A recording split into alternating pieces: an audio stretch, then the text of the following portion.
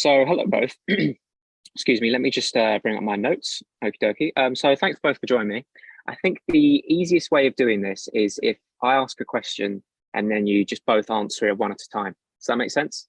So I can see the meeting's recording. Josh, are you going to send me that recording when it's done? It is recording, and I've just given you permission to record locally as well, if that works. Okay, right. Then I will start the recording.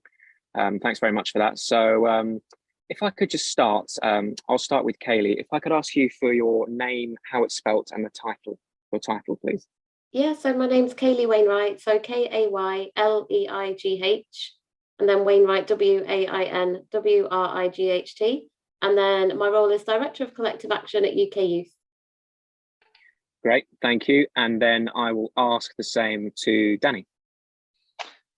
So Danny Matthews, DANNYMATTHEWS, and I'm the Early Careers and Youth Employment Lead at the Co-op. Great, thank you both. So my first question is to Kaylee. Obviously at Granada, we're very focused on local news. So I'm going to be looking at the Northwest version of this. And I can see that over 70% of people are thinking of leaving the Northwest because of the cost of living crisis. Can you tell me a little bit more about that, please? Yeah, I think the Co-op have recently launched their research today, which shows actually the biggest worry for young people aged 10 to 25 at the moment is the cost of living crisis. Kaylee, so I'm so sorry to interrupt, that's really rude. Could I ask you to just sit back a little bit because your forehead's a bit... Oh, sorry. That's perfect, sorry. If you could start your answer again, sorry. Yeah, so the Co-op has launched some research today which shows that the biggest worry for young people at the moment is the cost of living crisis.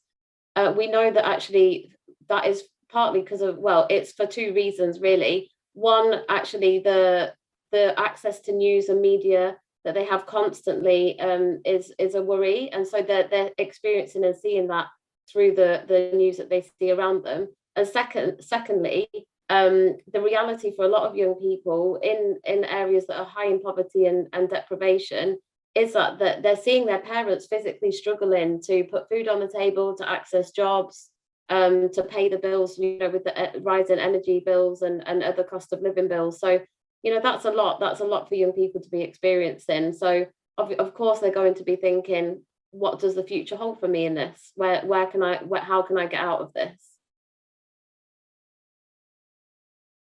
Thank you. And I'll ask Danny the same question to you. There's obviously nearly 3/4 of young people are looking and moving out of where they're living. Is there a key cause to this? Great question. I think there's a number of different reasons that sit behind young people wanting to leave their area. The research that the Co-op has recently released does show that that young people, particularly in the Northwest, are really considering their options when it comes to their future employment and ultimately achieving their future aspirations in life. Clearly, the cost of living impact is something that young people are concerned about, and the connection there between cost of living and leaving their area is really down to where do they see the possibility of earning decent money that will enable them to not only just meet their basic needs in terms of their bills, which clearly is a hot topic at the moment, but also then earn enough to achieve their life that they aspire to have, and rightly so, for certain. So young people are more in tune with maybe where the opportunities might be, and there's a responsibility on government, on business and third sector to cooperate, to look at how can we either relocate some of those opportunities or remove barriers in either policy or practice to ultimately create more opportunities in areas which need it the most. So, Danny, you mentioned about how people are looking elsewhere. Do you know where they're going? Is it sort of a straight path to London, or are they just going to the south, which is more built up? Where are they going? Well, typically, a lot of young people for a number of years now have decided to relocate to the southeast. And all of the statistics from particularly from a graduate and a college leaver perspective point to London, should we say. But I think now with the ways of working changing as a result of the pandemic, more people working remotely, more people working online, hopefully that trend will start to shift, with more young people deciding to access those kinds of opportunities where they can stay locally. And I guess there's something else even just within a microclimate of an area such as the Northwest. you have individuals moving from more rural parts of the northwest into more urban areas such as Manchester, Liverpool, and even Lancaster as well. So there's kind of almost a microclimate within the UK as a whole picture. Thank you. So, Kaylee, obviously the government's spoken a lot recently about the sort of levelling up agenda. Based on what Danny just said there, he's talking about people are moving to your Manchesters and Liverpools. Should there be more levelling up in these rural communities? Yeah, I think we need to take a real holistic approach to what levelling up looks like. I think even within London, there's areas of really high poverty and deprivation, and then really high areas of wealth, and you can have that on the next streets to each other.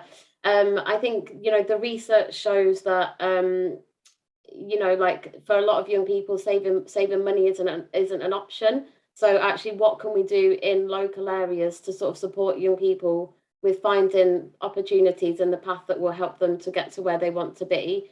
UK Youth supports a network of youth organisations, and we just distributed some grants to help them support young people, their mental health and well-being.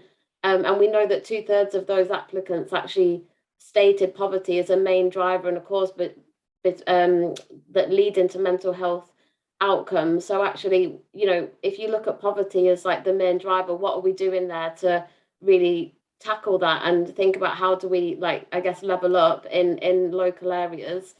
And I think there's more we need to do, even at a really local community level, to work together to tackle those issues and really listening to what can work for young people and the communities to help that.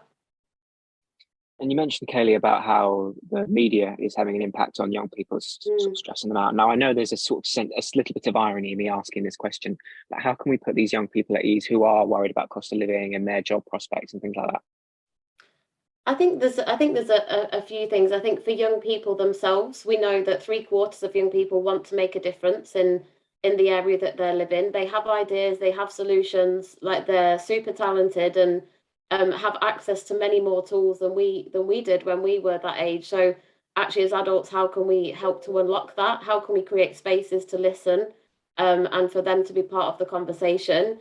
I think we need to be investing more in like local services, such as youth workers and volunteers, like local work experience provision that can help young people to understand what their skills and strengths are and channel them into the right things to unlock that in the future.